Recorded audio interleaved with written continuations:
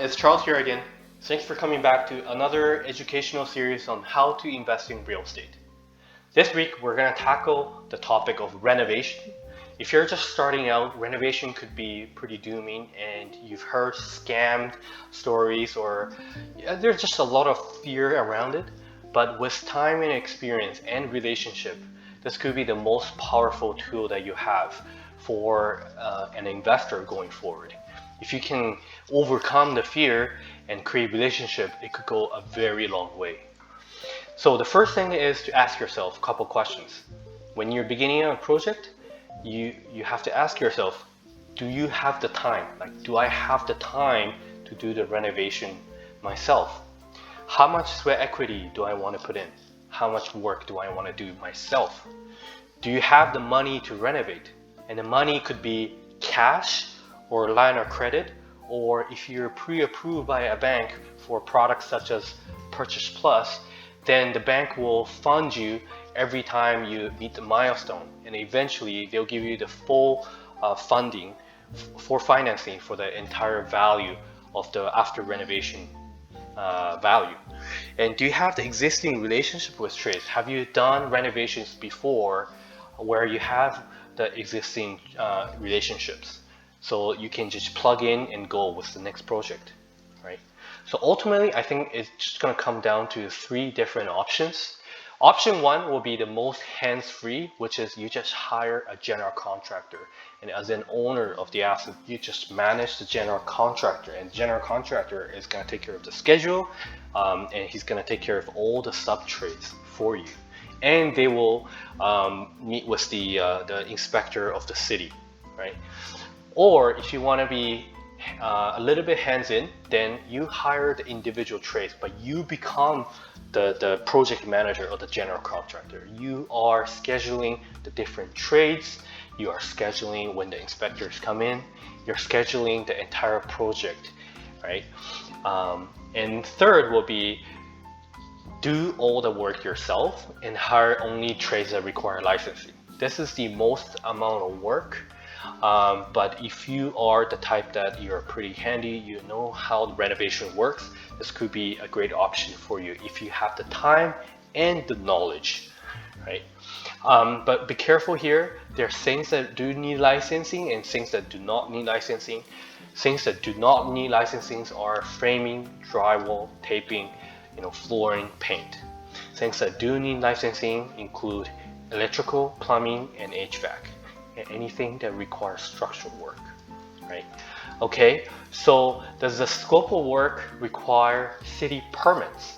This is another question I get asked all the time.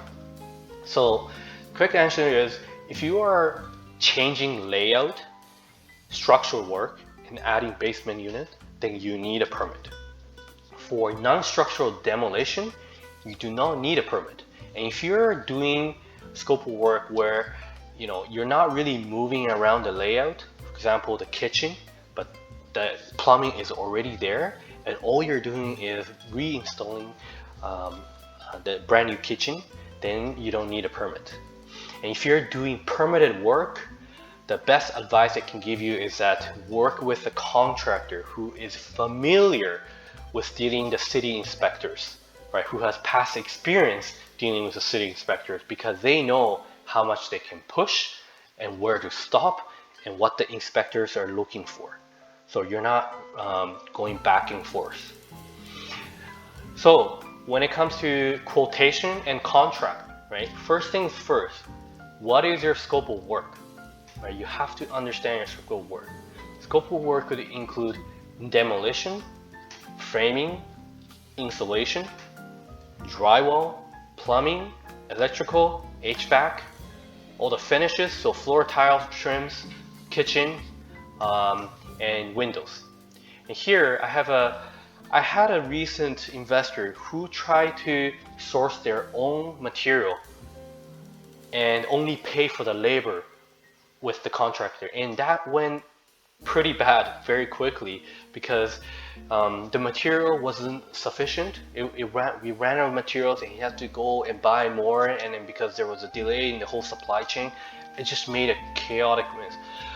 Most of the contractors who are working on second suites or anything like big like that, they already have their own copy and paste materials. So it is best to just use their own materials, right? Make their life easier. What is not included in quote? This is something you should ask, right? Especially you're looking at the quotation for the first time. In my experience, I've noticed exterior work, appliances, lead plumbing removal, and any structural work. These are things that are commonly not included in this scope in the quote. So they will be extra. And next thing you should look for is what is the payment structure, right? Because for contractors, cash flow is key. They need cash to buy materials, to scheduling next trades so that they can continue going, right? If a contractor ever charges you 80% when there's only 30% of the work complete, then there's a problem coming, right? Structure could be, you pay a $5,000 or $10,000 deposit, and then the next payment will be 25%, subtract whatever deposit you paid, and then 25%, and then 25%, and then 15%, and once the permit everything is closed, you pay the rest of the 10%, right? It varies between the contractors, but that's kind of how generally it works. Insurance is another big one. What if they get hurt on your property, right? If they don't have insurance, guess what? It's on you as an owner. So make sure they have comprehensive general liability. I recommend $2 million. This is, I think, is the standard for the industry. So make sure they have that, right? And watch out for bigger renovation teams where they're job skipping. It can be a problem if there's no supervision on site, right? If they put like one experienced guy and another apprentice, it should be okay. But if they're running thin and they put two brand new guys, they don't know what they're doing, things could go wrong very, very quickly if there's no supervision, right?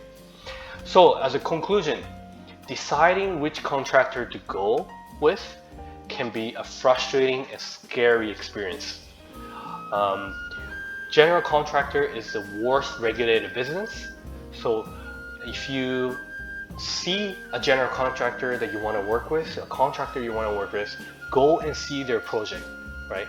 Find a successful local real estate investor who is actively buying and renovating, and use who they are using, right? If they're willing to share with you.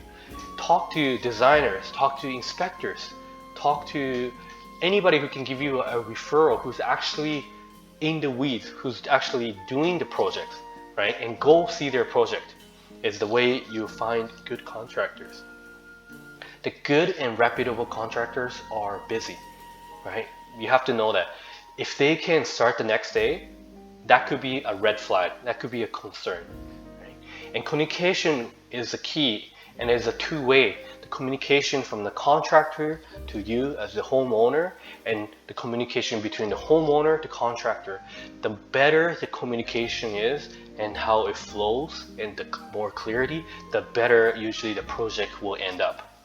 Build a relationship with the contractor, right? And I noticed the cheapest way to build a relationship is provide them with food. Bring them pizza, bring them coffee every time you go on site, right? Food goes a long way. And don't make contractors chase for money. This is a no-no, right? If you're not paying them, things could go wrong very quick, right? Again, make their life easier. It is a two-way street.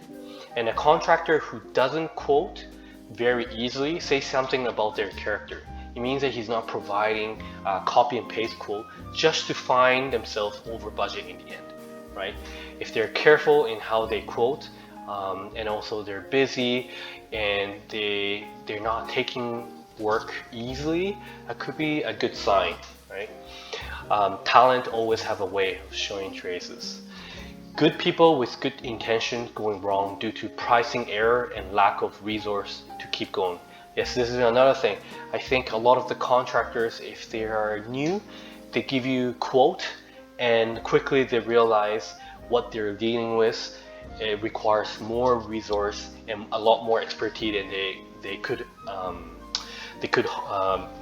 cope with. So a lot of people think that's a scam, but to me, I think it is an accidental scam, or they just don't have enough experience in quotation, right? So if you enjoy this kind of content, I actually have a new book that I have produced recently. It's called How an Overworked Aerospace Engineer Broke Through the Salaried Man Life to Live Life on His Terms. So you can go to my website at charlie.com and grab your free guide. And if you can subscribe, that would be great. Thank you very much. Bye for now.